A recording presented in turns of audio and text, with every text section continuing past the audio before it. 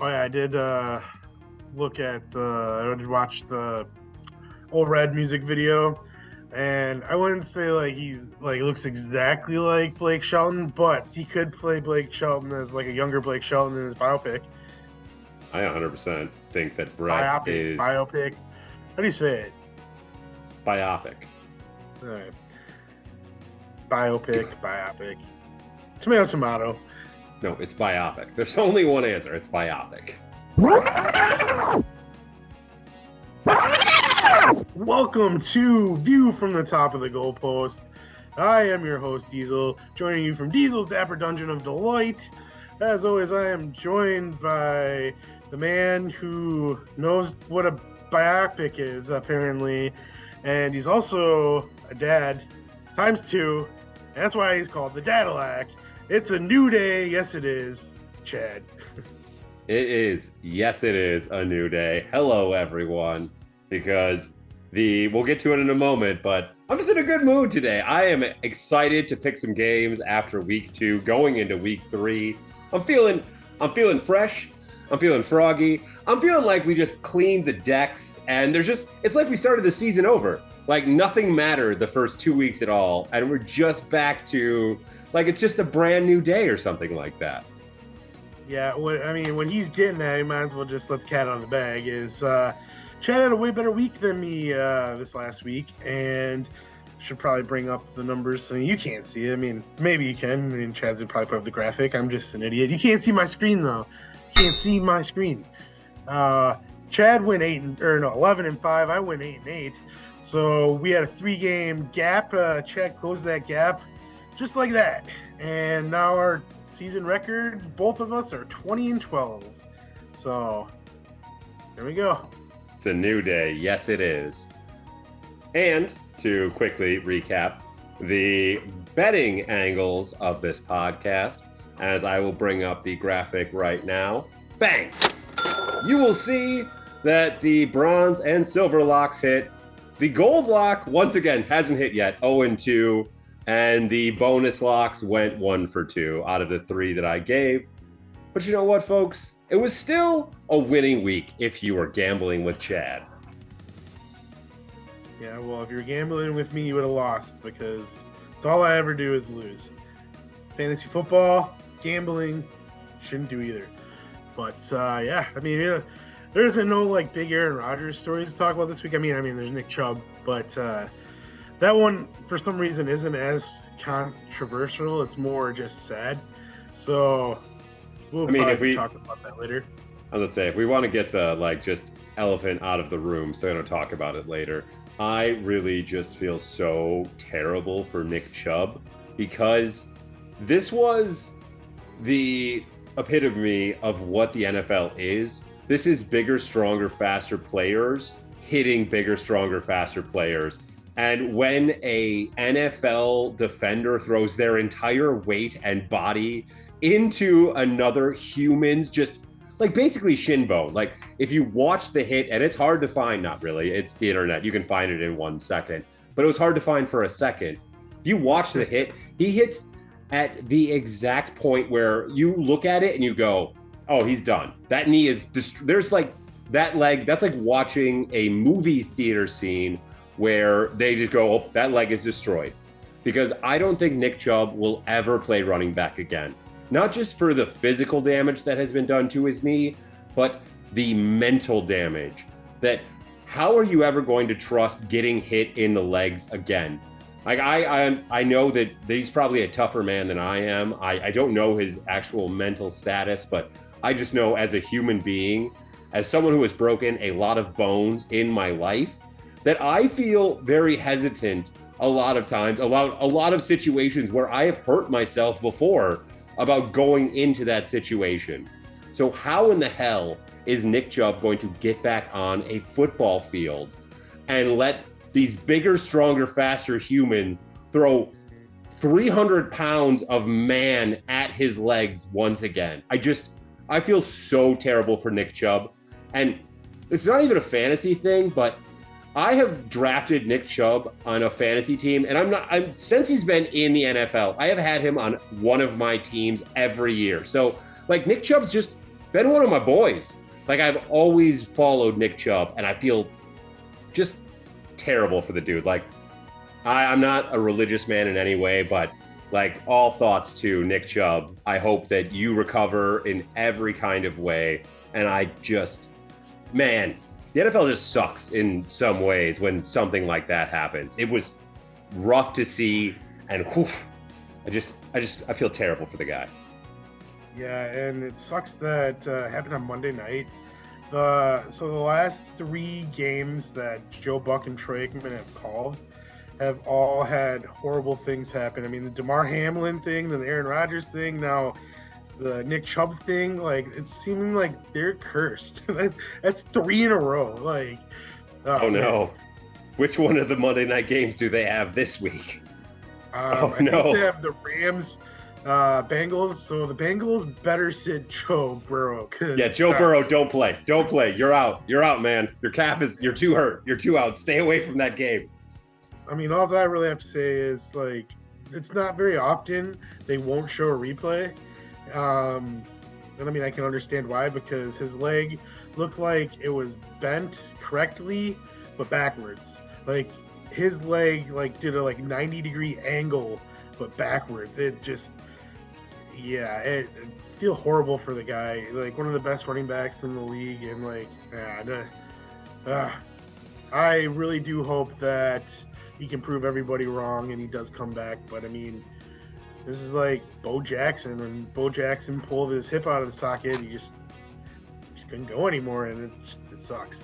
But I should pick some games, and yeah, maybe we'll be picking Cleveland this week. Who knows? But they're not going first. They're not playing on Thursday night, because on Thursday night at 7:15 on Amazon Prime, we have the 2-0 San Francisco 49ers at the 1-1 New York Giants.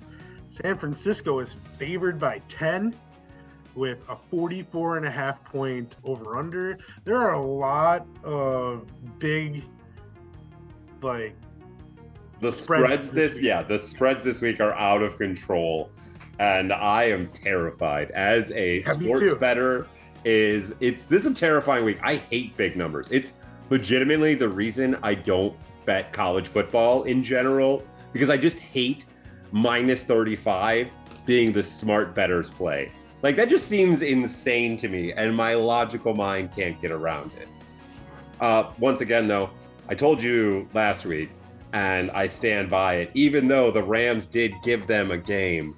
It's the Rams, and I hark back to my pre-show picks from way back when. I told you, the Rams are going to be a solid team this year. This is a swan song for a lot of those players, but we're not talking about the Rams. I'm picking San Francisco in this game. Saquon Barkley isn't playing. I legitimately don't care who's not playing for San Francisco at this point, because it doesn't matter. They are a juggernaut until they legitimately hit a wall and they lose like 30% of their players, because there are, like, every time a man goes down in that team, there's like 5 guys who replace them. I don't care if Ayuk is hurt. I legitimately don't care. I'm picking San Francisco the rest of the year unless something nuclear happens. And this isn't a bonus lock, but I'm not gambling on Thursday Night Football anymore. I'm lying. I'll gamble on it. And I will probably be picking San Francisco, but I can't in good conscience tell you to put your money on it, because the Giants are sneaky, and they might get a backdoor cover at the end of the game after the Giants have completely let up on them, and they're just running prevent defense. But honestly, they might not. I'm scared to start Daniel Jones this week. Saquon Barkley is out. I'm picking San Francisco 49ers all the way. F you, Tommy the Gun. 100% going with San Francisco. Not even a question. Like you said, Saquon's out. They went the first 6 quarters of the season without scoring a point. They got outscored 60-0 in the first 6 quarters. And like, you texted me in the second quarter and you're like, your Arizona pick is looking pretty good right now. Looks pretty good. And I told you there was a lot of game left. But man, I did for a while. I thought, yeah, like, Arizona definitely, even when they lost, they still look like the better team. It wasn't until the end when the Giants really started getting it going But man, I don't believe in the Giants anymore. I don't think they have the magic that they had last year. They, yeah, they're playing in a really tough division. Everyone else in their division is 2-0. I mean, they're lucky they got this win, but like, or last week they got the win. But yeah, San Francisco, like, until they get beat, I mean, it's gonna be hard to pick against them unless they're playing like maybe like Dallas or something in Dallas. That would be, I don't know. I don't even know if I would pick Dallas against San Francisco, but man, yeah, San Francisco. That is future us's problem. But at this point, yeah, I ain't messing with San Fran. I'm picking San Fran. If I was gonna bet, like, San Francisco is gonna beat the Giants by more than 10. Like, this spread is low. I also feel like San Francisco is going to score the majority of the 44.5 points that they're predicting. So I wouldn't do anything with over-under just because of that fact. I think that's going to be pretty close to that, and it's going to be like a 38-6 game.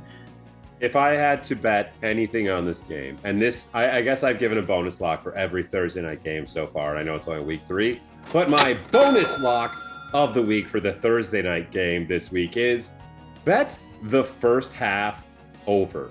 I don't know what it is, and Diesel doesn't have it in front of him. It doesn't matter. You know what's going to happen? San Fran will 100% run the score up in the first half of this game, and then the Giants will chip away at it in the second half.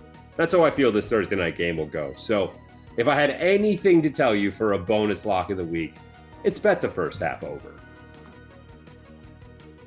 All right, well, let's move on to Sunday at noon.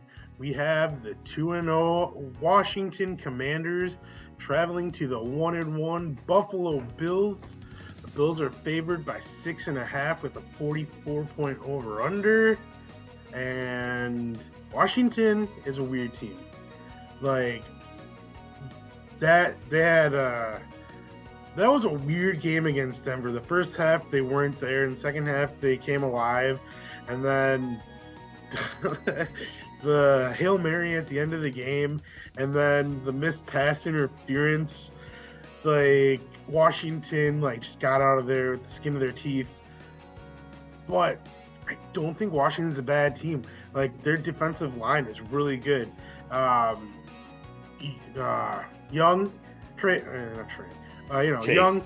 Chase Young, yeah, he's amazing, and I still don't think he gets the credit that he's due, because every time like someone talks about him, there's 2 people that are saying he's not that good, and I disagree. I think he's one of the best in the NFL.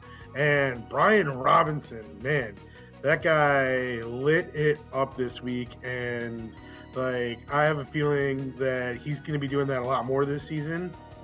But that being said, Buffalo also didn't look like the same team that showed up for week 1. We didn't have Brett Favre playing, and on Sunday we had Josh Allen, and the Bills were looking like the Bills again. I'm going to go with the Bills in this game because it's in Buffalo, and I just don't think that Washington is going to get lucky again, because I don't think they were the better team against Denver. They got hot during that game, and that's how they won the game. And I just think that Buffalo is just better, has more talent. Overall, has more talent. So I'm going to go with Buffalo. I 100% agree with you that I'm also taking Buffalo in this game. But I do have to hark to one thing that you said right there, that we didn't see Brett Favre, we saw Josh Allen. I saw Brett Favre out there. Brett Favre had some really, really stellar games back in like his heyday. And that's exactly what Josh Allen just did against a very inferior team in a home opener when he had to do it. Now, coming to this game, what I want to say is, can I please get what the spread is one more time? 6.5. 6.5, folks. 6.5. 6.5. Bronze lock of the week, folks. Put it on the board. Hammer the Commanders, getting 6.5 points against the Buffalo Bills with this defense that, once again, I don't think that they are going to win this game. There's a chance because Josh Allen could turn back into Josh Allen, as he has many, many times. But I do think that the Commanders are just one of those obnoxious, gnat-like teams that will hang around no matter what in every game, even when they're down 20 points like they were this last week. It doesn't matter. They're not going to give up. This Sam Howell kid really weirds me out. And they have just so many wide receivers. And if Brian Robinson can't be taken down by gunshots, I don't know how any NFL defender is going to take him down. So, yes, I say bronze lock of the week, hammer the Commanders with the plus 6.5 points. I mean, that's just easy money. I think that the Buffalo Bills will win this game, but it's probably going to come down to a field goal at the end. You know they're not going to win like they just did against the Raiders. Okay, I thought that I thought you picked Buffalo already, and then thought you were going to say you're taking Washington, but I got you. You're taking Washington with points. Gotcha. Okay, well, 100%. I mean, I can see that happening. I can see that.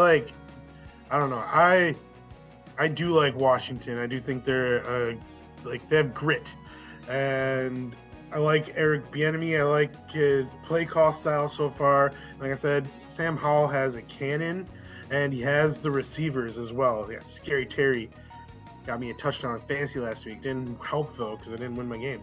But still, moving on.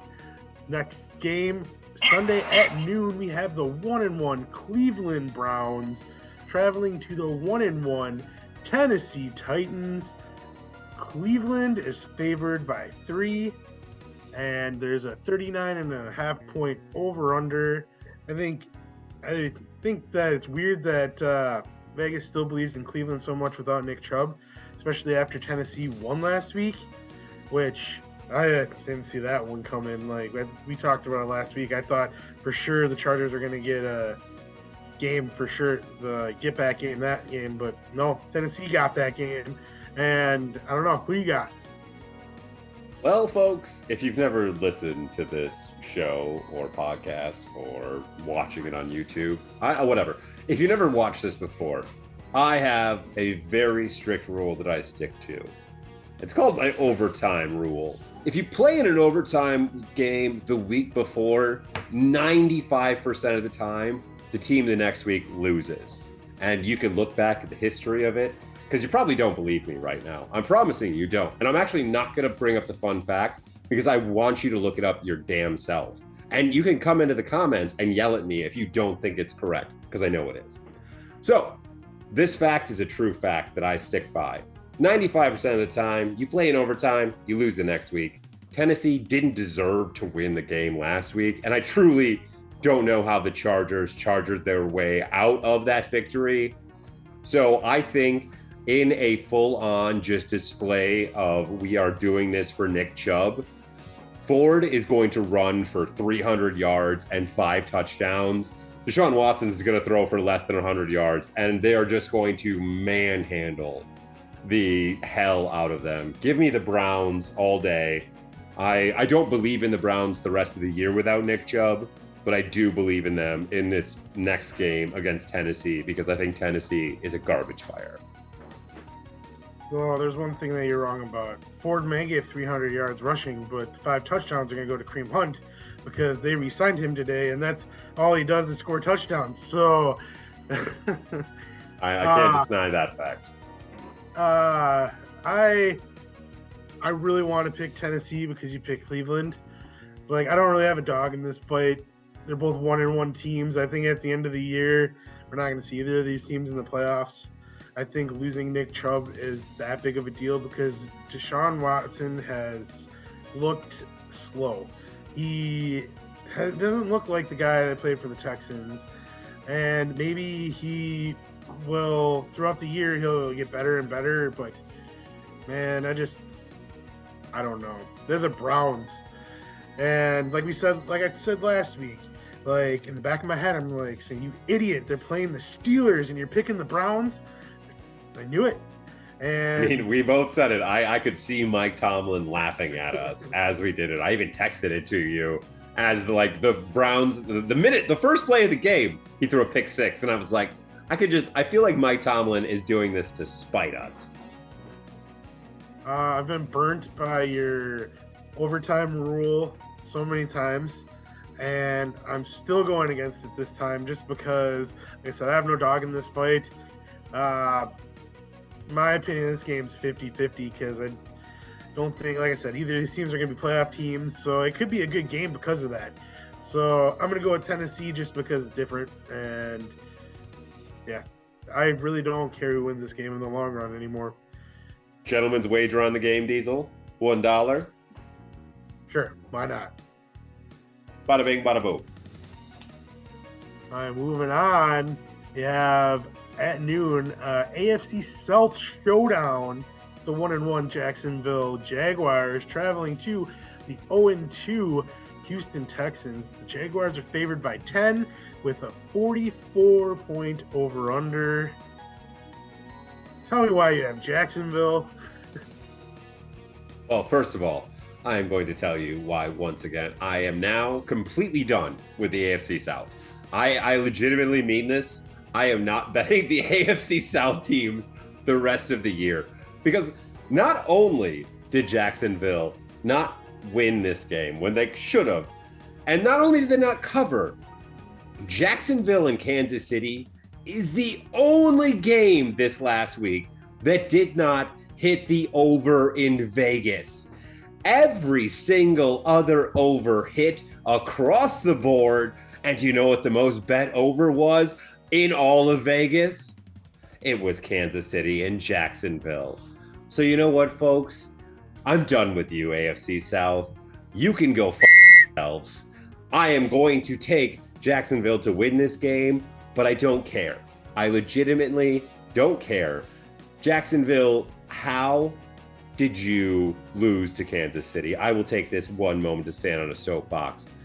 Your red zone offense went 0 for 4 against Kansas City. You were gifted 3 turnovers by Patrick Mahomes. Who are you?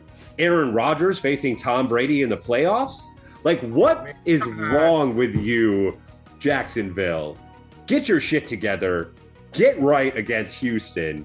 I don't think that CJ Stroud even has an offensive line playing in front of him. So if you don't win this game, you can get in the bin with the other teams that are in the bin for me, and you know who you are, and we'll get to you soon. But yes, Jacksonville better win this goddamn game. That was a low blow. I know. I'm sorry. I'm in a rough mood. I'm firing from the hip right now. That was a bad day for good old Diesel, because I thought for sure the Packers won the Super Bowl. Anyways, I also have Jacksonville, but I mean it's kind of a common trend for Trevor Lawrence and his not being able to score when he's in the red zone. This is his 3rd year now, and it seems like he has those games. And some games he's amazing, but like it seems like he always has those games. Like if he doesn't score the first 2 times, you're worried that this is how it's going to be the rest of the day, and that's how it was against the Chiefs. I mean, the Chiefs are still really good, and I still think Jacksonville is a good team. It is really weird how that game did not hit the over, but I have Jacksonville in this game because simply Houston is not very good. They're rebuilding. CJ Stroud looks decent for a rookie who started 2 games, but other than that, they don't got anything really. But maybe some promise. Got a good head coach, in my opinion, or a guy who should be a good head coach.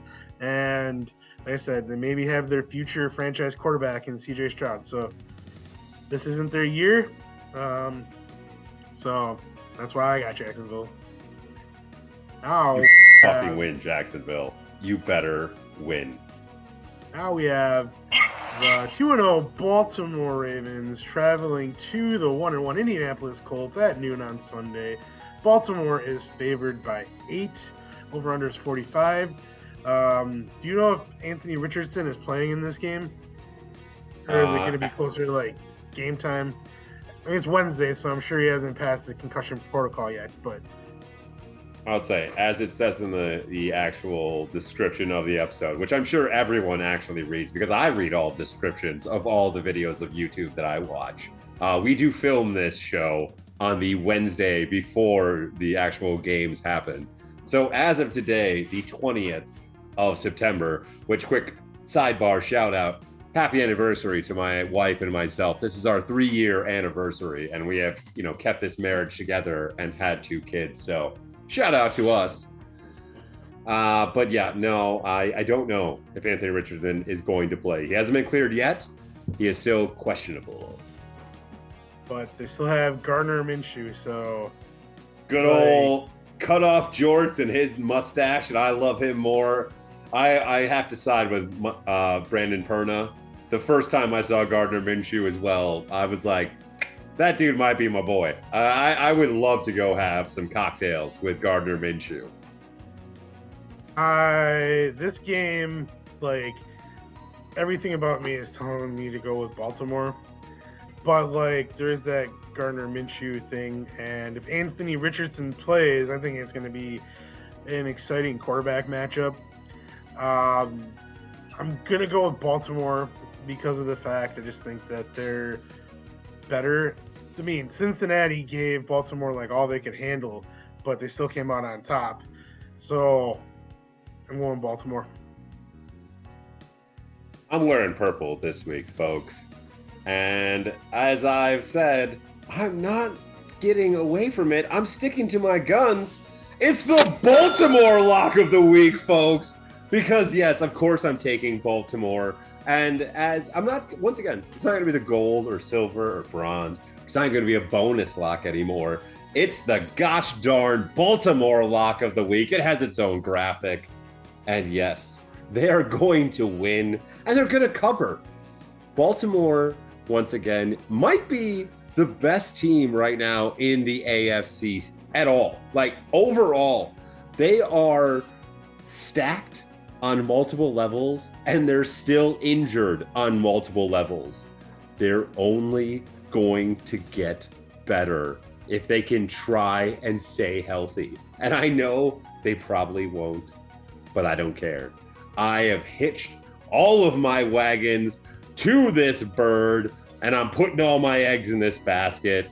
I am all in on the Baltimore Ravens. So yes, caw! Give me the Baltimore Ravens. And this is the Baltimore Ravens lock of the week. Well, there you have it. The Ravens lock of the week. Because why else would you pick anybody else when that's the segment? Moving on. Sunday at noon, we finally are at the game where something's got to give. And this is the only 0-2 versus 0-2 matchup of the weekend. We have the 0-2 Minnesota Vikings traveling to the 0-2 Los Angeles Chargers. It's hard for me to believe that this game is at noon because that's 10 a.m. in LA. So, yeah, but that's what my phone told me when I did the spreadsheet earlier today. So we're going with it. Minnesota is a 1-point favor, which, I mean, at first I'm like, no, but then I'm like, well, I don't know. Because I can't tell you who's going to win this game. It's a 54-point over-under. I have a fun fact for you about the Chargers. They're the first team in the 104 years of the NFL, in the first 2 weeks, to score more than 50 points combined, 0 turnovers, and going 0-2. In the 104 years, they're the only team that's ever done that. And so that begs the question, why is Brandon Staley still their head coach? Question I've been asking for 2 years. Why is that man? He's the defensive coach. That's what they hired him for. And they're not losing the games because of their offense. Their offense is scoring points. I think that Brandon Staley should be fired, and if he doesn't beat Minnesota, he should be fired week 3 and just say, sorry, pal, because you start out 0-3, like, it's going to be really hard to catch the Chiefs. And, like, yeah, you're lucky the Chiefs already lost the game. I'm going with the Chargers because they're at home and because I don't believe in Minnesota at all. and, and Brandon Staley is coaching for his job. I already said he's going to be the first coach that gets fired this year. I already called it, so it might happen after week 3. If he loses this week, he better be fired. Well, folks, once again, who played in an overtime game last week? It was the Chargers. But before I get into why I'm going to be picking the Vikings, and I Is it hate because you're wearing purple? I am also wearing purple because I have really debated on this game all day. This has been the one game. I made the graphics yesterday, folks, for all of these games. And when I made the graphic for this game, I stopped making graphics for at least 30 minutes after because I went, shit, I have to pick this game. And because I've said already on this show, I am not going to pick the Vikings the rest of the year. And last week, I put the golden lock of the week on the LA Chargers because they should have dominated the Tennessee Titans, who had no one. And what did the Chargers do? They chargered it. They chargered it and they lost in overtime. So now you're telling me that these two dumpster fire of a teams are going to play.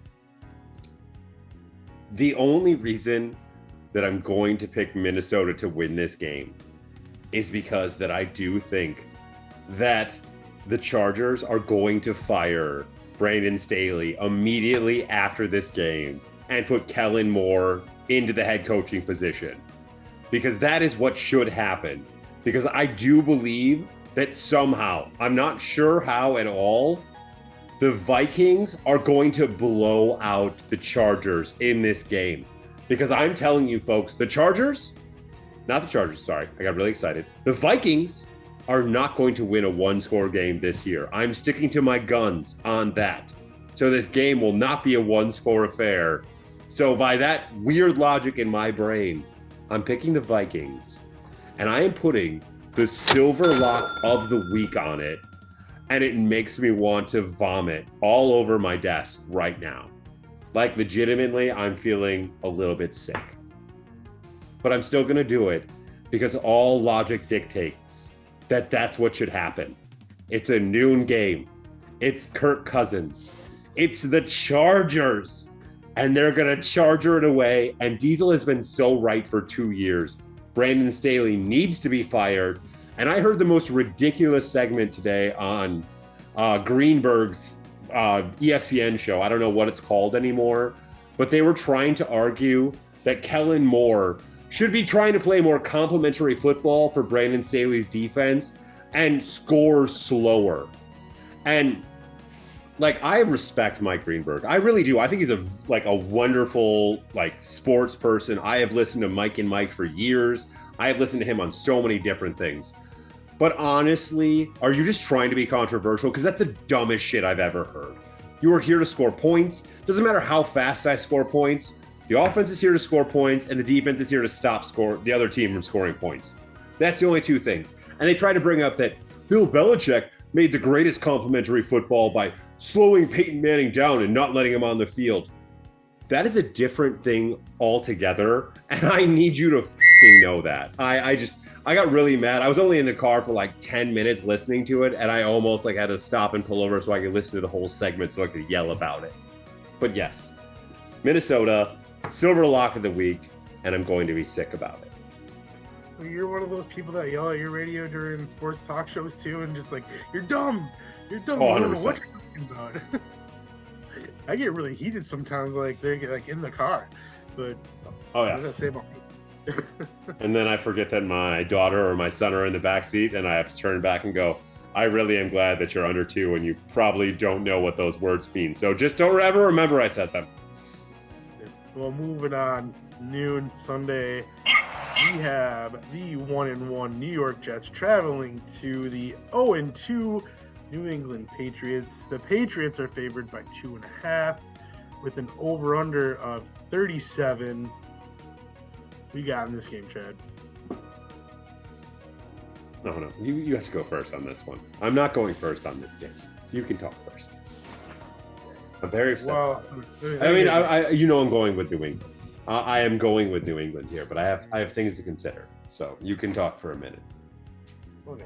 So New England is the most deceiving 0-2 team in the league.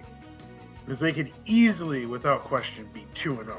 Without question, I think New England is way better than anybody's giving them credit for. I think a lot of people are thinking that they're okay. I think that New England's better than okay, even with Mac Jones as their quarterback.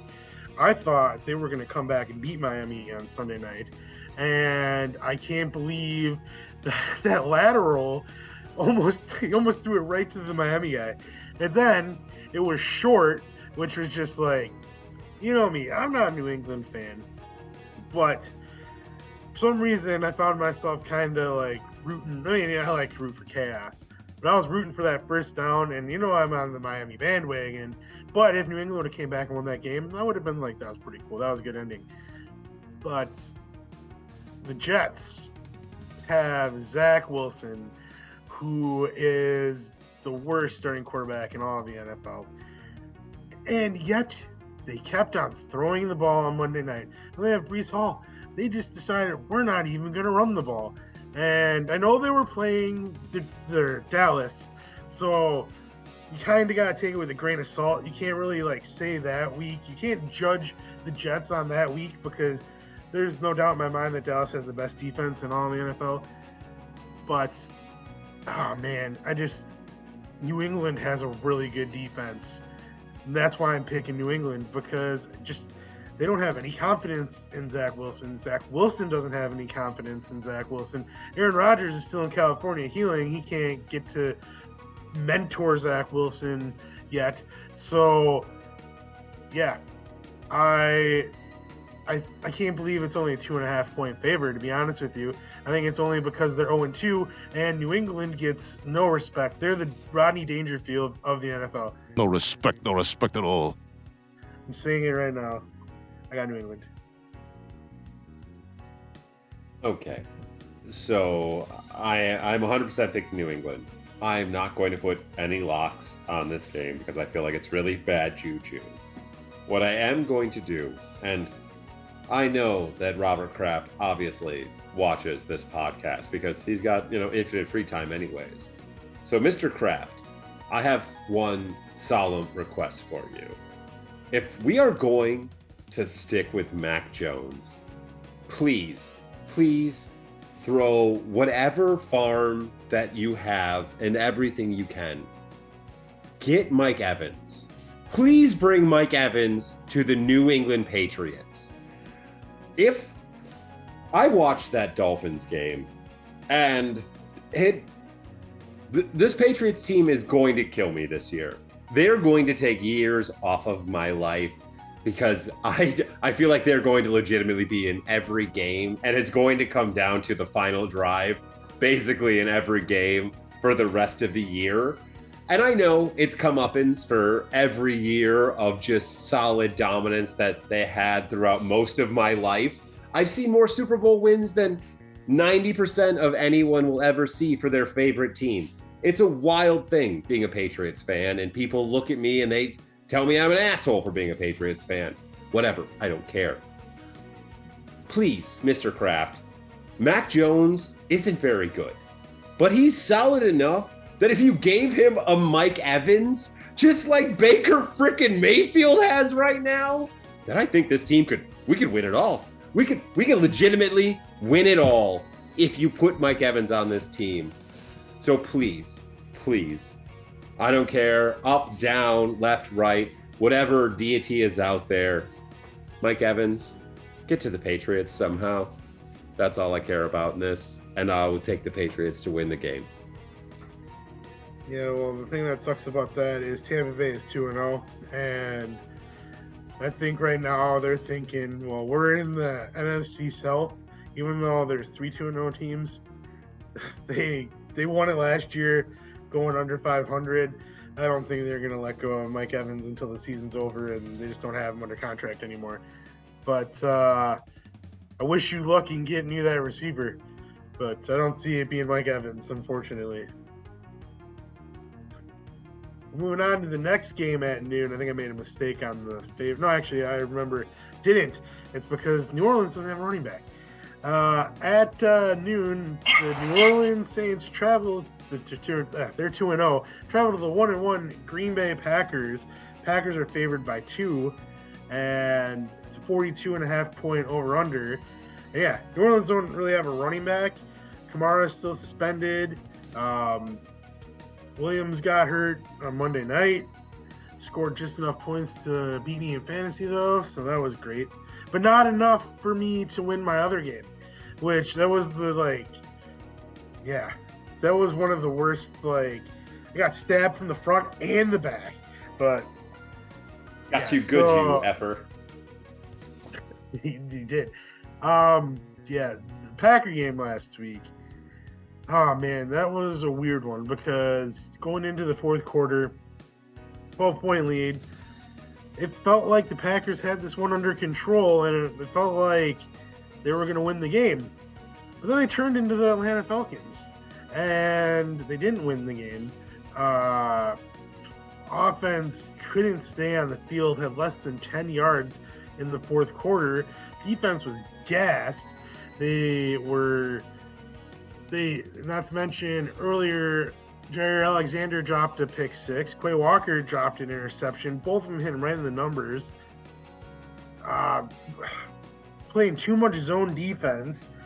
But, I don't blame Joe Barry for this loss like most Packer fans because there were mistakes on the field that would have prevented this loss, like those interceptions, some missed tackles. The Packers never wrap up. And at this point, it's not up to the coordinators to teach you how to tackle. You should have learned that back when you were in 5th grade. So, I don't blame Joe Barry for this loss. They only gave up 25 points. It's I don't know. It's because they didn't have David Bakhtiari or Aaron Jones or Christian Watson and Elton Jenkins left early. That's 4 of their top offensive players that weren't in that game. It would have probably been a different story, but then you have A.J. Dillon who, all you got to do is he falls over. It's I defended A.J. Dillon for a while. Last year I thought he was going to be the breakout guy, and he just isn't. He's not a power back. I don't care how many people that try to tell me he is a power back because he gets touched and he falls over. He's not good. I really, really wish that the Colts were stupid enough to take him and give us Jonathan Taylor, because what a 1-2 combo. You're wishing for Mike Evans. I'm kind of hoping that the Cardinals will trade us James Conner, because I think James Conner and Aaron Jones would be a fun running back combo. But the Saints, they beat Carolina, but they didn't look good in that win. It was pretty much anybody's game until the end when New Orleans finally won. But I don't know. New Orleans has a good defense, but Christian Watson practiced yesterday. I think he was limited in practice today. So that's promising. If he can play, that's going to be big. Assuming David Bakhtiari is going to play because they're playing on grass, and I don't care what anybody says. I know he didn't play because they're playing on turf, and I've debated about this back and forth, and I'm just whatever. I don't really care, because we do need him on the field. But it does suck that 2 of our division rivals play on turf, so you're just gonna miss 2 division games that could actually be big. But whatever. If they game plan for it, it shouldn't be as big of a deal, hopefully, because I do believe in their offensive line, and just sucks that Elton Jenkins went down. At least it was only a sprained MCL, and he should be back in a couple weeks. Aaron Jones hasn't been practicing this week. I wouldn't be surprised if they kept him on the sideline again, which I don't blame them, because you don't want to mess with a hamstring injury, especially with a running back. I got the Packers winning this game just because I think that their defense will play a little better this week. They're not playing Bijan Robinson. I do feel like they're better when they're not playing the zone. They have a better pass defense than a run defense. And 42.5 points, I would take the over in this one. I think there's going to be points scored. I got Green Bay. I'm not saying what the final is going to be, but I got Green Bay. You know what the reason they lost that game, though? I'll tell you what the reason it was. I forgot to say this, because Matt LaFleur is an idiot. I mean, little idiots! Idiot! That's why. First drive, 51-yard field goal attempt. They take a delay game. Why wasn't anybody calling a timeout there? Matt LaFleur should have been right there calling timeout. So, okay, we'll back up 5 yards. It's only a 56-yarder in a dome. I mean, Carlson made a 57-yarder at Lambeau Field in the preseason. So, yeah, he can kick this. No, we're going to punt it. They lost by 1 point. So, like, that field goal could have made the difference. Not saying that he would have made it because it's not a given, but things might have been a little bit different. I mean, it's the butterfly effect. They could have got blown out after that as well. Who knows?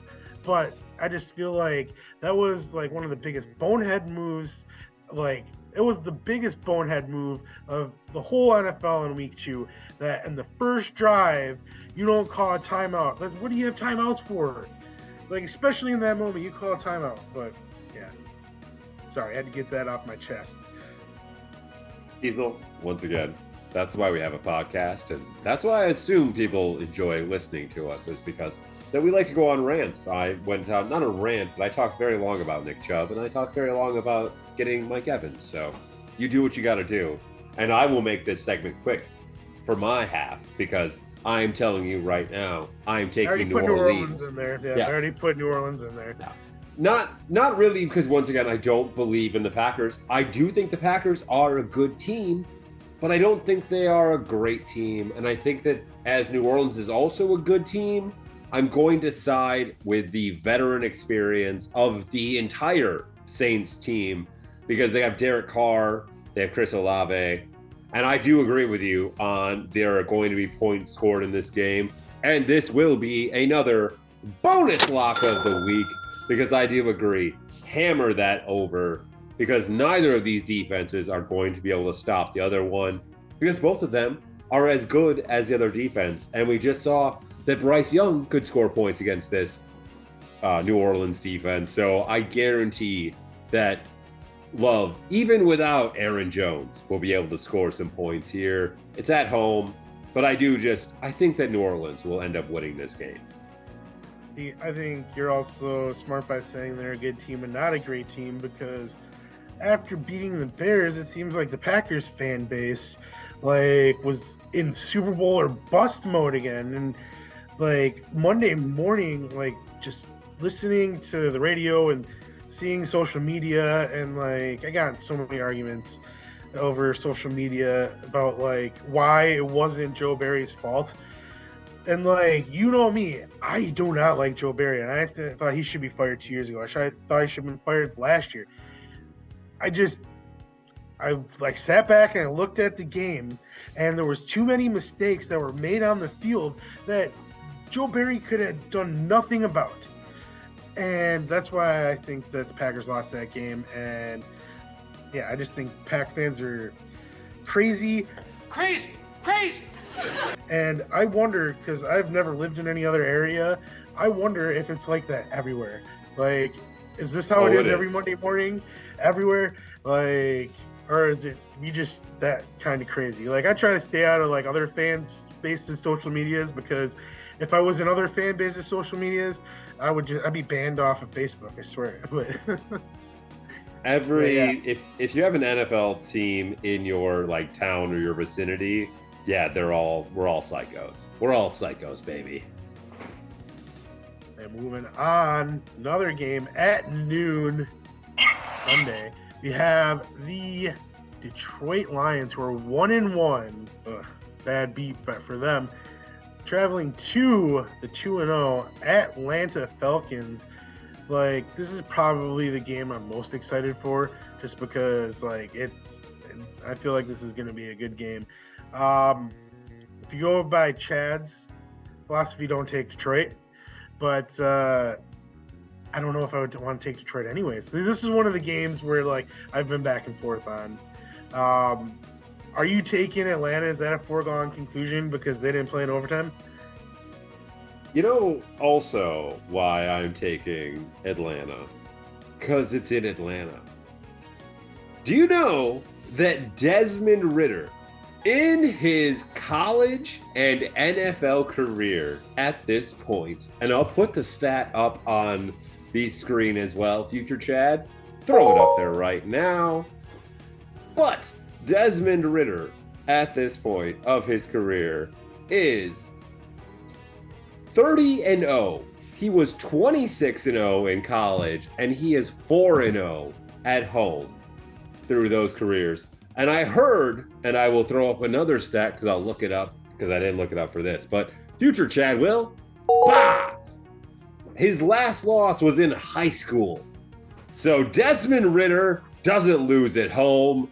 The Lions are another good, not great team. And the Falcons are a good, not great team, but they're road graders. And I said it last week, and they're going to do the same thing that they just did this last week. They're not going to beat you overall, but they are going to just wear you down into submission. And in the fourth quarter, if you don't have a sizable lead, they're going to come back on you because they have great running backs. They have a great offensive line, and Younghoe Koo is one of the best NFL kickers. I have great faith in Atlanta going to 3-0 and the NFC South just being a, oh my God, they're all good for a minute for the first quarter of the season because they're going to be garbage going forward. But this first quarter of the season, they're going to look like freaking world beaters left and right. Everyone thinks the Lions are going to win the NFC North, and that might well happen. I picked them to win the NFC North, but everyone also is picking them to have like 10, maybe 11 wins, but are acting like they're a 14-win team. I don't see them going into Atlanta and beating Atlanta, especially after what I saw on Sunday with the Packers. I think Atlanta is a good team. I think that Detroit is a good team as well, and they did have a bad beat. That was holding on, what's his name? Michigan guy. The defensive end. Blanking on his name. The Lions defensive end. Second-year player. Michigan. Yeah, I know who you're talking about, but I don't know. I'm blanking on his name. Anyways, yeah, that was definitely holding. But at the same time, they let Seattle drive down the field in overtime. It was almost a foregone conclusion. Really close to being a fumble out of the end zone. Like we texted about it. It was as close as you could get. That ball was moving like the second it touched the pylon. I don't think that you could overturn that call. But if they would have called it on the field that he had fumbled it out of the end zone, you wouldn't be able to do it the other way either. I feel like 100%. That's as close as you can get. Like that ball was moving. But also the backlash because it happened on Thursday Night Football. And I mean, I think that's a good rule. I really do think that's a good rule. I don't understand why people think it doesn't make any sense. Makes perfect sense. What are you supposed to do with the ball? Oh, the team just gets it at the 1 yard line? No, they fumbled in the end zone. Like, it's not a safety. Then it should be a touchback when you get tackled in the end zone. Then, I don't know.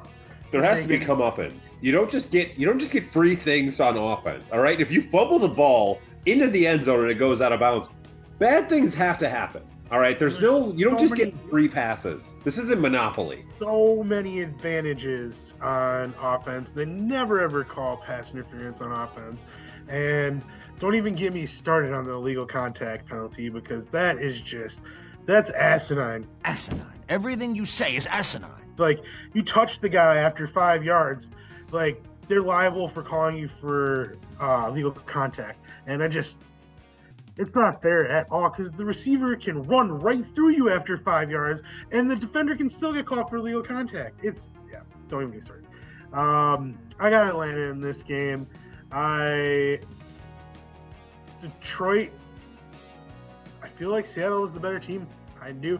And that's why they lost. They didn't lose because they made mistakes. I just think that they got outplayed in that game. It took till overtime, but I think, and it's only like minuscule that Seattle's better, but I do think Seattle's a better team. But I got Atlanta because I just don't see them losing at home. Bijan Robinson, beast last week against the Packers, and yeah. So. The NFC is filled with a ton of good teams. Very, very, very few great teams. So I think there's a lot of games in the NFC that will go a lot of different ways that people, like, on paper think they will go. So I have no problem picking Atlanta this week. I still don't know who's good in this league. Like, I have no clue at all. It's mind-boggling, some of these teams. It's like you think they have figured out, and you don't. But that's the best part about early season is, like, you don't know anything. You're Jon Snow. You know nothing. You know nothing, Jon Snow. Moving on. Sunday, noon, last noon game, we have the 2-0 Miami Dolphins traveling to the 0-2 Denver Broncos. Miami is favored by 6.5 with a 48-point over-under. I don't know. I feel like 6.5 is a little too much. Because I think Denver scored points on Sunday. Russell Wilson, he's the weirdest quarterback now. Like, he shows flashes of being old school Russell Wilson with the Seahawks, and then he shows flashes of being Russell Wilson from last year. That Hail Mary, even though he was being chased down, like Brandon Perna said, that was a moon ball. And I can't believe it went doink, doink, doink, caught in the end zone. And then to miss that pass interference in the 2-point conversion, that was like the most blatant pass interference you could have besides maybe the Rams-Saints game in the NFC Championship. Like, it was like easy to call. I can't believe they didn't call it. I almost felt bad for Denver in that game because they had the lead and then they gave it up and they came all the way back from a double-digit deficit only to get the Hail Mary and miss the 2-point conversion. It sucked. But that being said, I like Miami. I think Terry Kill is going to run all over these guys, and just I'm not ready to not pick against Miami yet. So I'm going Miami. Said last week, I gave you one more chance.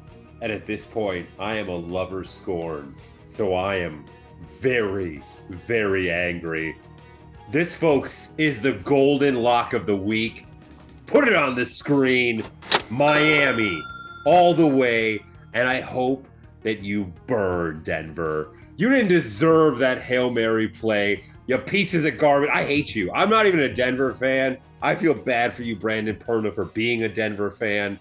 This team, like I said that New England is going to take years off my life. I can't imagine what Denver fans go through as a Denver fan, because just literally that, how do you get a Hail Mary play that actually happens and you don't win the game?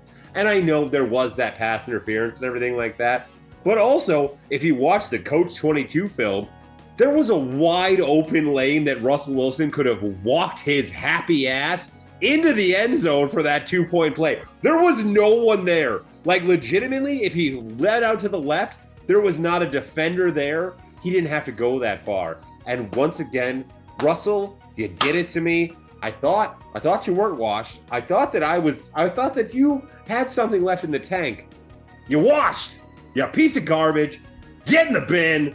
Get in the trash can. Golden lock of the week. I'm on Miami. You didn't deserve to beat New England last week, but you did. And you're 2-0, and you're a really good team. You're going to win the division, and I hate it. I hate it a lot, but I respect it. Win against Denver. Just beat the shit out of them. They deserve it. I mean, that's what happens though when you sell your soul to the devil. And that's what they did to get Peyton Manning. And they got a championship out of it and 2 Super Bowl appearances in 4 years. So, like, I mean, can you really complain at this point? Like, I'm sorry. I do feel for Brandon Perna because I think that he's a really cool guy. But, like, yeah, at the same time, I don't. Because the Broncos beat the Packers in the Super Bowl, and I will never forgive them for that. But Also, the Packers beat the Patriots in the Super Bowl, and I will never forgive them for that. So that's probably where all my spite comes from. Yeah, that is very true. Oh yeah, I forgot to mention in the Packer game. Did you know that was the first double-digit lead lost by the Packers since the 2014 NFC Championship against Seattle? I did not. This episode is filled with no fun facts from Chad and all the fun facts from Diesel. So I'll make sure to throw in. When I heard that Monday morning, I'm like, oh yeah, you have to like throw salt in the wound for that loss. But yeah, moving on, we got our first 3:00 game. It's the 1-1 Seattle Seahawks, who have way more confidence in that after last week, versus the 0-2 Carolina Panthers. Seattle is favored by 6 with a 42-point over-under. I like Seattle. I mean, I might not go as far as to say what I said at the beginning of the season and say they're going to win the division, but I mean, they're going to put up a fight.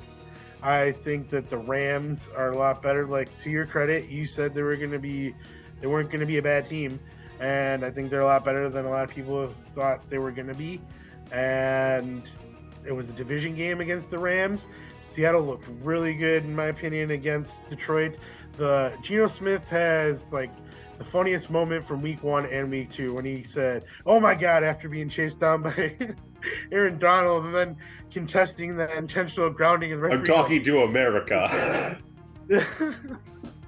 That was, and then Greg Olson's call after that, like, that was the best thing I've ever heard a referee say in my life. Like, I couldn't believe he said that. I'm talking to America right now. Do you mind? I mean, what else is that ref supposed to say? That was the best response. I do have to agree with Greg Olson. Like, I don't know what I would have said in that moment, but the fact that referee just off the cuff looked at Geno Smith dead in the eye and went, "I'm talking to America." It's the greatest thing ever. Then went back to calling the penalty? Yeah, exactly. He just, like, without even, like, thinking about it for a moment, just was like, "I'm talking to America. I will talk to you in a moment. I'm going back to calling to the penalty." Yeah, I got Seattle in this game because, once again, I think that Carolina is a rebuilding team. Bryce Young looked better week 2 than he did week 1, and I expect him to improve throughout the season. But, I mean, Seattle, like I said earlier in an earlier episode, they don't have the Legion of Boom anymore, but their defense isn't anything to, like, turn your head away from. Their offense is really good. They got a good running game. Geno is the best he's been in his career in Seattle.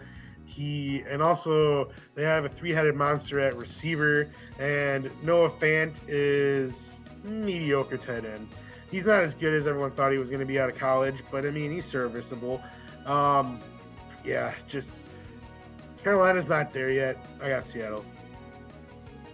This, as I said earlier, 95% of the teams who play in overtime lose the next week. But there is that 5%, folks.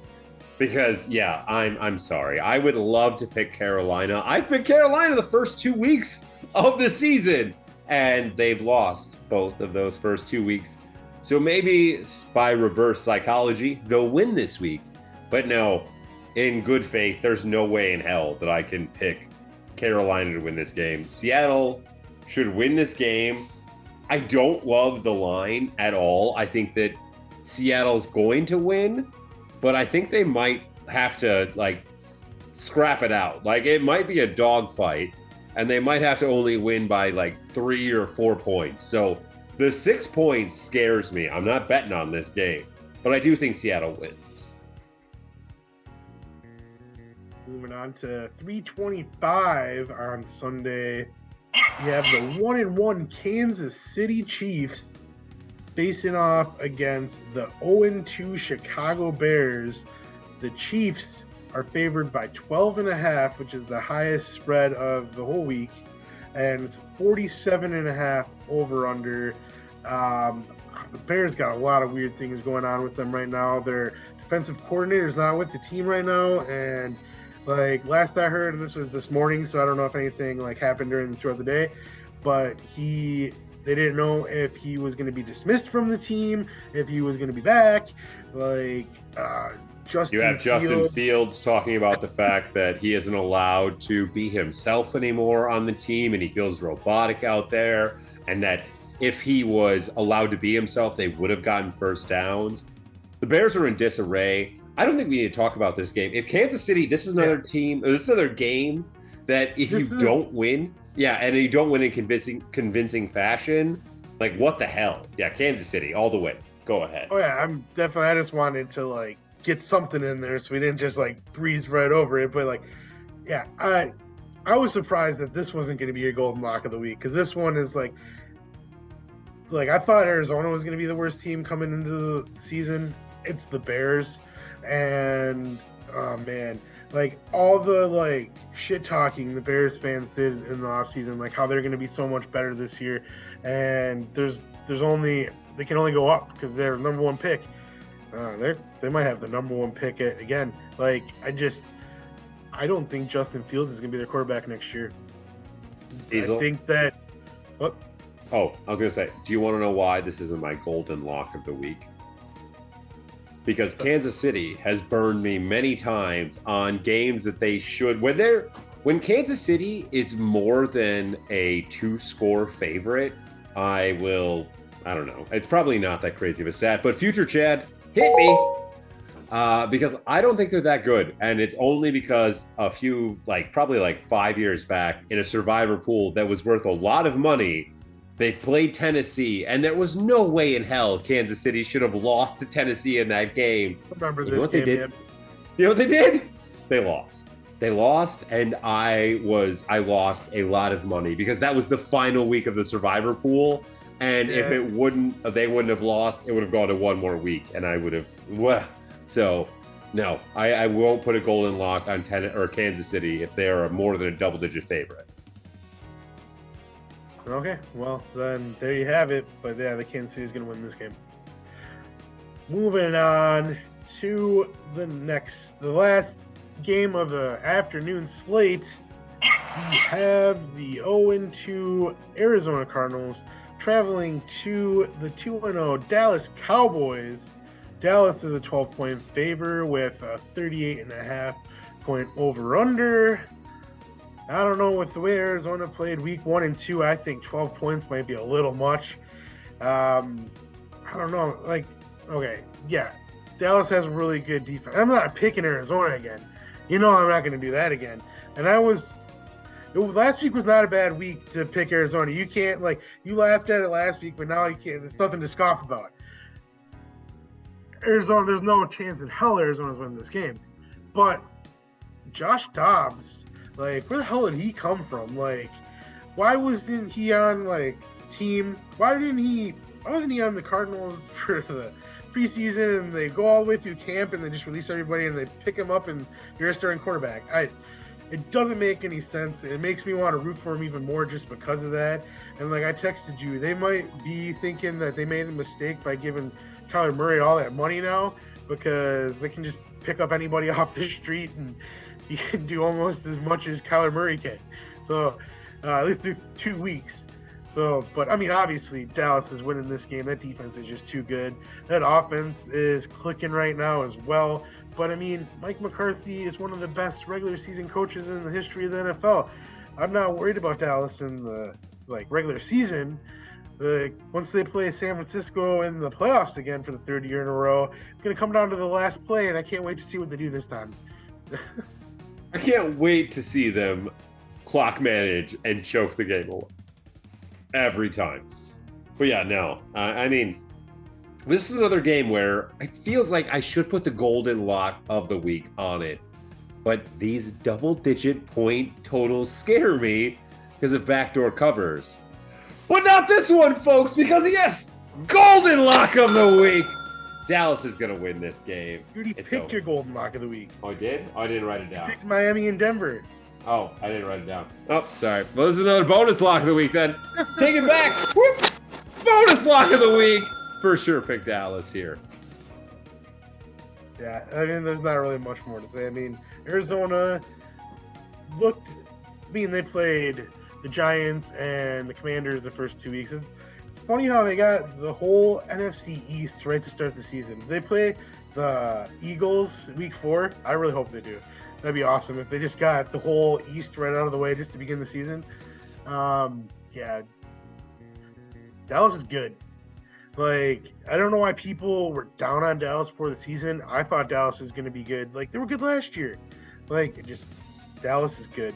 Like I said, Mike McCarthy's a good regular season coach. I don't know why people are so down on Dak either. Like, he's not, like, the greatest quarterback of all time, but, like, he's in the top third. He's definitely in the top third, so what are you going to do? Not of all time, of current quarterbacks. I should correct myself, because that, if I would say that he's in the top third, that makes me sound pretty dumb, because he's definitely not in the top third of all time, but yeah. I'll tell you right now, Dak is one of the most turnover-prone quarterbacks of all time, and the stats will be right there. Cool. He wears number 4. That is why. That might be a bad call for every quarterback going forward. Like, numeracy doesn't make anything, shouldn't mean anything, but does it? Ooh. Moving on, Sunday Night Football. I feel like this is going to be a very boring game. And we got the 0-2 Las Vegas Raiders traveling to the 1-1 Pittsburgh Steelers. I don't know why. I just feel like this one just... I'm not excited for this game. I see it on the schedule. I don't know, maybe it's because there's just like, they're two dark teams. Like, there's a lot of black on the field. I don't know. Whoa. Like, you know what I mean? The uniforms. I know. Don't even go there, because you're gonna get us canceled. They're gonna kick us off of YouTube. I don't want to go through that route again. We already got kicked off of YouTube Live that one time, and I don't even remember why. But happened. Yeah. Pittsburgh. It's got to be Pittsburgh, right? Part of me wants to pick Las Vegas just because of the fact it's going to be a boring game, but you got Jimmy G, and Davante Adams is looking like Randy Moss at the tail end of his Raiders tenure. I feel like I don't think Davante is going to be a Raider next year. Hell, maybe Davante will go to New England. How would you like that, Chad? I would lose my freaking mind if Davante Adams came to the Patriots. I would buy Davante Adams jersey. If Davante Adams comes to the Patriots, I will buy a jersey the minute it happens. Shut up and take my money. I will freak out. You have a better chance of that than Mike Evans, because the Raiders are 0-2. And just for that fact, I'm going to pick Pittsburgh, because maybe they'll see 0-3. Well, maybe we can get a first-round pick for Davante Adams. And, I mean, you'd give up a first-round pick for Davante Adams, wouldn't you? Okay. Yeah, I'm picking Pittsburgh. I was going to pick Pittsburgh no matter what, because I'm done messing around with Mike Tomlin. I picked you week 1 because I thought the Pittsburgh was a dark horse team, and you got stomped by San Francisco, and then I lost my nuts. I forgot my gumption, and I didn't pick you against the Browns, even though I knew I should have, and we said I should have. We both said it, Diesel and I, but I didn't. Both picked the Browns, so. Yeah, we both picked the Browns. This week, not doing that. I'm picking Pittsburgh. But also, Pittsburgh, please, just destroy the Raiders. Destroy them and make whichever Davis is running this team go. This season is over. And then, McDaniels, you owe us. You effing owe us, buddy. You better make sure you treat Davante with respect. Yeah, we will. You know, Bill loves himself. He will love himself a Davante. Oh, please. I love Mike Evans, but I would love Davante Adams even more. That would be great. Trust me, he played for the Packers for almost a decade, and yeah, it was really fun having him here. So if he did move to New England, I would be really scared if I were Miami. But yeah. Okay, so now A1, buy a jersey. Telling you folks, right away. Now we have this weird thing that's going on, and we have a Monday Night Football doubleheader. Again, I didn't know this was happening again. To be honest, like, I don't look at the schedule until I make the spreadsheet. So I was like, what? 2 Monday night games? This can't be right. Am I looking at last week's? No. Let me tell you right now, I don't like it.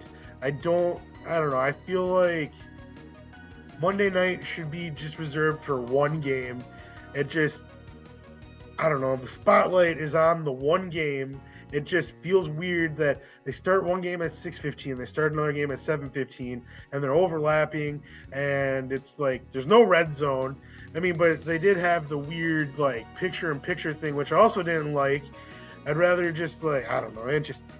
I don't know what they're thinking. I kind of get, is this gonna happen all year long? Do you know? I don't know. I guess we'll find out. Tell us in the comment sections below if you know, because we should say that more often. Anyway, Are you talking about what game we're actually picking for the first Monday night game? First Monday night game is the only 2-0 versus 2-0 battle of the entire week, and that is the 2-0 Tampa Bay Buccaneers facing the 2-0 Philadelphia Eagles. I almost said Phillies, then I almost said Flyers. I don't even watch hockey. Oh man. So anyways, yeah, the Eagles are favored by 5 with a 46-point over under, and my gut is telling me Philadelphia, but my heart is telling me Tampa Bay. And Damn it, Diesel! Why are our hearts so in sync at all times? Like, I don't get it. Like, I want to pick Tampa Bay so bad in this game. I'm taking Tampa Bay. Are you Like, really? You're gonna do it? Oh, I'm gonna do like I said, my gut is telling me Philadelphia, but my heart is just like Baker Mayfield. Like, he's got something special going on, and every time I start to believe in him, he proves me wrong every single time. But no, you know me, I love me some Baker Mayfield, and I'm gonna get baked on Monday, and I'm gonna watch the Buccaneers win. You better not play in Boston, because then we could have some baked beans. I legitimately, I'm riding with Baker in one of my fantasy leagues for the rest of the year. I have decided as my fantasy quarterback, because no matter what about Tampa Bay, they're gonna have to throw the ball because they have no running game. So at this point, riding with Baker as a fantasy quarterback is a great decision, and I feel pretty proud of myself. But in good conscience, I can't pick Tampa Bay. I was going to if you picked Philly, because I was like, I'm going to ride with my heart. I'm going to pick Philly, but I'm going to root for Tampa Bay. I don't even care. If I get it wrong, I won't mind at all. I'm going to pick Philly because it's the smart decision. But gosh darn it, I hope Tampa Bay wins. And if Tampa Bay starts out 3-0 and Atlanta and New Orleans all start out 3-0, I'm sorry, I had a little bit of a burp there, folks. That would be like the wildest thing ever, because they're all going to finish barely over 500 if they do finish 500. So it's just going to be great because everyone's going to be like, oh my God! And it's going to be funny. I don't know. I want to go with Tampa Bay. I'd love to see them beat Philadelphia. I think it would be great. Finally, last game of the week, Monday Night Football, 7:15. We got the 0-2 Cincinnati Bengals traveling to the 1-1 Los Angeles Rams. Cincinnati is favored by 2. That is under the assumption Joe Burrow is going to go. And right now it's up in the air. I mean, I wouldn't play him just because it's early in the year, and I know you're 0-2, and with the way Baltimore is playing, and you lost to Baltimore, this is pretty much a must-win game for a week 3 as you can have for a week 3. But yeah, I like how it's a rematch of the Super Bowl from 2 years ago. I was gonna say what numbered Super Bowl that is, but I forget which one we're even on. Like, it got to a certain point, and I just stopped paying attention. Once we got to about 50, I don't remember. I know we're in 50-something, like 57, I want to say. So, I guess now Super Bowl 55, I'm going to guess, was the Rams and Bengals. Future Chat will clean it up for us. Don't worry. It'll be right there. Man, the Bengals, this is how they started out last year, too. Joe Burrow credited to him not playing in the preseason because of his calf injury. Now he's re-aggravated it. The Rams look good. Week 1, they beat Seattle. They look good against the 49ers. They're at home. I think Joe Burrow's going to play because of the fact that he's Joe Burrow and he's a competitor, but I think it's going to hurt them in the long run. And I'm reluctantly going with the Rams because I want to go with the Bengals, but like you said, with other teams and them burning you, like Pittsburgh. Cincinnati's burned me week 1 and week 2. They're right now, they were my AFC pick to go to the Super Bowl. It's week 3 and I'm already putting them in. You got to prove it now. Like, I'm knocking you down from like guarantee, like elite team to you're a proven team now. So I got to go with the Rams because I really think the Rams are playing better right now. I am legit. Like, I thought I think the Bengals are going to get second in the AFC North. I really do. I said that before. I did not think that the Bengals were going to go. Playoffs, yeah, I didn't think they were going to go 0-3 to start this season.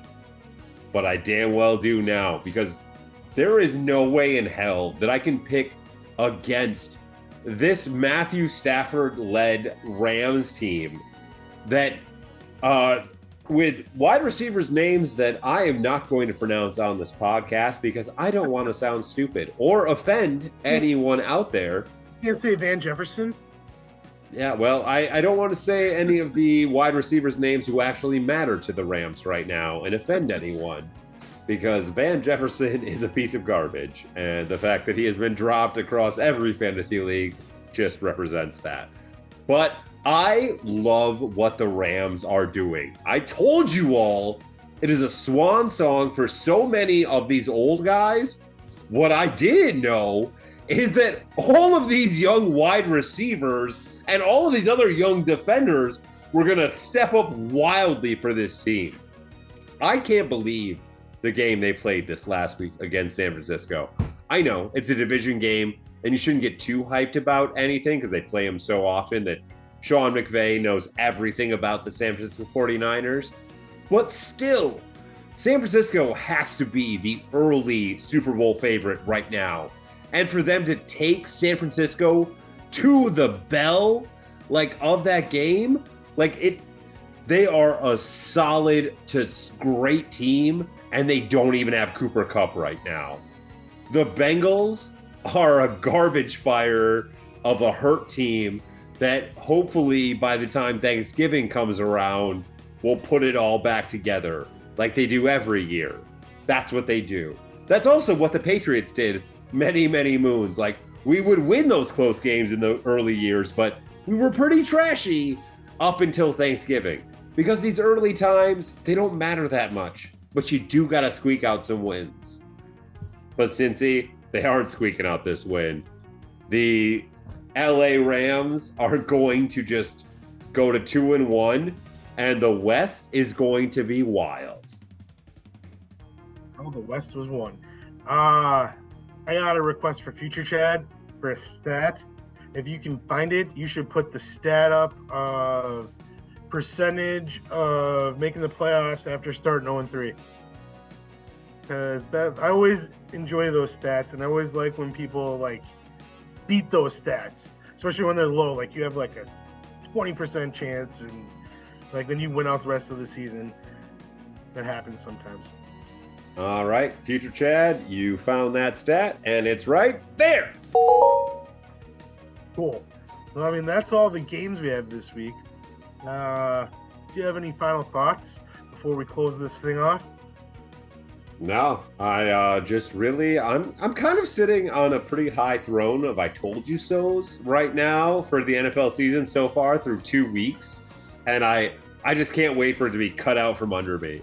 Like, I know that I feel like I feel pretty high and mighty about a lot of the things that I've said so far. And it's only through 2 weeks. So I know that it's all going to just like, I'm going to look like an idiot pretty soon. I mean, you had a good week and you had a bad week. I had a good week and I had a bad week. We're even right now. I don't know if you could say you're sitting on a throne unless I'm sitting on the throne right next to you at the same like pedestal. Oh no, I'm talking about like my overall predictions for okay. like how the seasons are like the teams, not like what. Talk some trash. No, I wasn't talking. No, I wasn't even thinking about you in that moment. I was just thinking about myself because I'm very narcissistic. So I apologize. So I have a final thought, which is also a fun fact. I just watched a video about the 2013 NFL season, and I think the YouTube channel is KTO. Every year he does the like season from 10 years ago, and it's so crazy that was 10 years ago because it feels just like yesterday. Like the players' names and just all the storylines and stuff like that.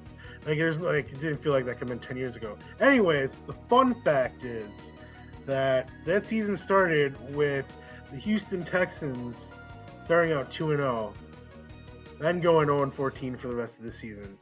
So there's a bunch of 2-0 teams that might be feeling pretty good about themselves right now, but you can always lose the rest of the games and end up going 2-15 now. But yeah, so just because you started out 2-0 doesn't mean a thing. Just because you started out 0-2 doesn't mean a thing, because there's probably a lot of evidence where someone started out 0-2 and then won 7 in a row after that. You know, maybe not won every game after that, like the Houston Texans lost every game. But yeah, I thought that was a very interesting stat that I haven't thought about in years. And then when that was brought up, I'm like, oh my God, I forgot about that. So yeah, so I don't think anybody should feel comfortable with a 2-0 or any record right now. It's too early to call anything. So fun fact. Fun fact. Love it. Love the fun facts from you tonight, Diesel, because I'm going to be honest with you, I didn't write down a lot of things to make fun facts for. So I'm happy that you provided them throughout the episode. Yeah, I mean, I'm always watching and listening to football content throughout the week, and things like I don't write anything down. I just hope they stick up here. So occasionally they do, and every single week after we're done recording, we're done talking, I'm like, oh man, there's about 5 things that I think about that I was going to bring up on the podcast that I forget. But I feel like I got a good chunk of them out tonight. So We're proud of you, I don't Diesel. have to do the thing anymore, so yeah, the social media stuff. So Chad, you do your thing. You still have to talk about the fact that the social media thing will appear around you. Well, I mean, you were pretty much doing that the whole time, like talking about the special effects and whatnot. Oh, okay, So fine. I figured you were gonna just say, here it is. Okay, well, I guess this is now final thoughts are over, folks. We thank you all so much for enjoying this content. Hopefully you enjoyed listening to us talk. Make sure to like, commenting, sharing, subscribing. Put a comment down below which one of my Funko Pops you noticed this week that you didn't notice last week, because there are new ones. And also, did you notice the bookshelf over there, folks? Because I don't know if you did, because it's new. Otherwise, check out social media stuff. It's all now on the screen. Yeah, I even had a little drum sound effect that appeared for it. But yeah, that's all I have to say. So Diesel, now it's your turn. Close out the show. Well, it's going to be a very interesting week 3. These picks were hard to make. I wouldn't be surprised if we have 4 different. I counted this week before we stopped recording. So we could still have the same records with each other next week, because I have a feeling that we're going to go 2-2 against each other and probably go 8-8 overall, because I have no idea what's going to happen this season. But for my co-host Chad, I have been Diesel, and it's time to watch some football. Bye. This has been a Visionaries Global Media production. Visionaries Global Media, envisioning excellence on a global scale.